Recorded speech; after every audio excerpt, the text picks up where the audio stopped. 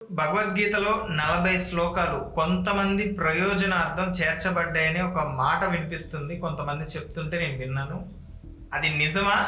లేకపోతే కొన్ని కల్పిత మాటల్లాగా ఇది కూడా ఏమన్నా కల్పితమా? మురళకృష్ణ గారు, అసలు మీరు ఈరోజు భగవద్గీత అనేటువంటి ఒక పవిత్రమైనటువంటి గ్రంథనామం తీసుకోవటమే చాలా సంతోషం. ఈ భగవద్గీత మన జీవితంలో మన గీత, ఆ గీత చదివినట్లయితే మన గీత మారుద్ది, మన నుదుటి గీత మారుద్ది అనేటువంటిది 100% కరెక్టు. ఈ భగవద్గీతలో 3.5 నిమిషాలండి భగవద్గీత చెప్పింది కృష్ణుడు. 3.5 అంటే మన కాలమాన ప్రకారంగా. అయితే కృష్ణుడు భగవద్గీతను బోధించే సమయానికి వారికి 90 సంవత్సరాల వయసు. కృష్ణుడికి 90 సంవత్సరాల వయసు, అర్జునుడికి 85 సంవత్సరాల వయసు. అంటే వారి యొక్క జీవన ప్రమాణం 120, 200 అట్లా ఉండేది. మాత్రం కృష్ణుడు మాత్రం జీవించింది. అర్జునుడు 85 సంవత్సరాల ప్రాయంలో యుద్ధం చేసేది. మనం ఖమ్మం కిలా చూస్తే, ఇప్పుడు మనం ఖమ్మం కిలా ఎక్కడికో పోనక్కర్లే. ఖమ్మం కిలాలో ఆ రోజున లిఫ్టింగ్ స్టోన్స్ మోసేటువంటి యంత్రాలు లేవు. కానీ అటువంటి పెద్ద పెద్ద బండలు మనుషులే తీసుకొని వెళ్ళి ఆ కోట నిర్మించడం జరిగింది. అవును, అవి పెద్ద పెద్ద బండలు ఉంటాయి, మన ప్రహరీ చూడవచ్చు. అటువంటి ఆ బండల్ని మోసారంటే ఆ రోజున్నటువంటి మానవుడికి, ఆ రోజున్న మనస్తత్వానికి అనేకమైన కోరికలు ఉండేవి కావు.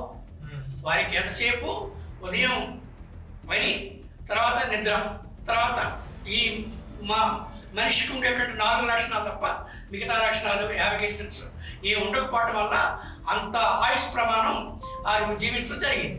అయితే ఈ భగవద్గీత అనేది 745 శ్లోకాలు, 745 శ్లోకాలతోనే ఉంది. అయితే చెప్పడం జరిగింది. ఆ రోజున ఈ చెప్పిన దాన్ని మనకి ఇద్దరు మధ్యన జరిగిన సమాధం అది. తర్వాత యుద్ధం, అటు సైన్యం 7 అక్షరాలు, అటు 11 అక్షరాల సైన్యం మధ్యలో జరిగినటువంటి సమాధంలో కొన్ని లిఖింపబడలేదు. ఇంతకీ ఎవరు భగవద్గీత రాసింది? అంటే ఎగ్జాంపుల్, ఖురాన్ ఉంది. ఖురాన్ తీసుకుంటే మహమ్మద్ ప్రవక్త చెప్పినప్పుడు ఆ శిష్యులు నోట్ చేసుకొని ఒక ఖురాన్ ఇచ్చారు అనేది ఒక మాట. బైబిల్ తీసుకుంటే బైబిల్లో 66 పుస్తకాలు ఉంది. 66 పుస్తకాలని 66 శిష్యులు ఇవ్వచ్చు, లేదా 40 శిష్యులు ఇవ్వచ్చు రాసి ఉంటారు. మరి భగవద్గీతని ఎంతమంది రాశారు, ఎవరు రాశారు? ఎంతమంది రాయలేదండి. భారతంలో ఒక భారతంలో ఒక ఘట్టం భగవద్గీత. ఆ కురుక్షేత్ర సంగ్రామంలో అర్జునులు ఏర్పడ్డటువంటి ఆ బంధుప్రీతి, అయ్యో నా బంధువులందరినీ నేను ఏ విధంగా చంపుకోవాలి, ఈ నెత్తులు ఈ వాళ్ళంతా పోయిన తర్వాత నాకు మిగిలేది ఏముంది, అప్పుడు కూడా శూన్యమే కదా, అప్పుడు నా బంధువులు ఎవరు లేకుండా నేను రాజ్య పరిపాలన చేస్తే ఏముంటుంది అనే ఒక వైరాగ్యం కలిగితే, ఆ వైరాగ్య నివృత్తి కోసమే కృష్ణుడు భగవద్గీత బోధించడం జరిగింది. భగవద్గీతలో లేని ప్రపంచంలో లేనిది భగవద్గీతలో లేదు, భగవద్గీతలో లేని ప్రపంచంలో లేదు. అనేక విషయాల సంగ్రహం భగవద్గీతలో మనకి కృష్ణుడు బోధించడం జరిగింది. మానవుడికి ఉండే లక్షణాలు ఎలా ఉండాలి, మానవుడు ఏ విధంగా జీవించాలి, ఈ జీవితం అంటే ఏంటి, మోక్షాన్ని ఏ విధంగా పొందాలి అనేటువంటి కామ, క్రోధ, లోభ, మతమత్యాలను ఏ విధంగా కంట్రోల్ చేసుకోవాలి అనేక విషయాల్ని చెప్పడం జరిగింది.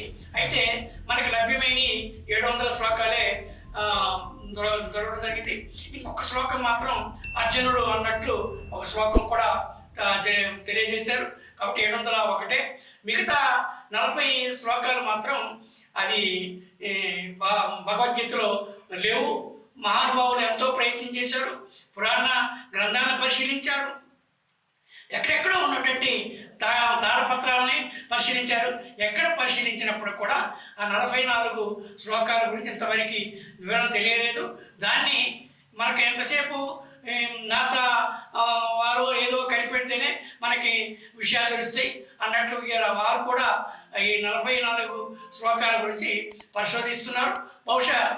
భవిష్యత్తులో ఆ 44 శ్లోకాల గురించి కూడా మనకి వివరణ వచ్చే ఆస్కారం ఉంది. భగవద్గీత కల్పితం కాదు, అది భగవంతుడి చేత ఉపదేశించబడది, మానవ సందేశం కాదు, అది భగవంతుడి సందేశం. అందుకనే భగవద్గీతలో మీరు ఎక్కడ చూసినా కానీ భగవాను వాచ అంటారు.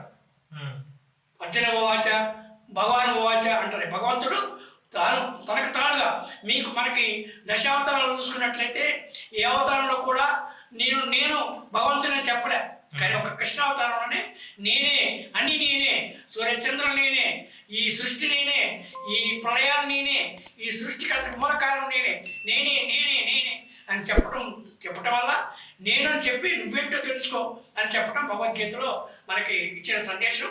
ఆ శ్లోకాల పరిశోధనలో తెలిసినట్లయితే అవి కూడా చేర్చబడతాయని ఆశిస్తున్నాం.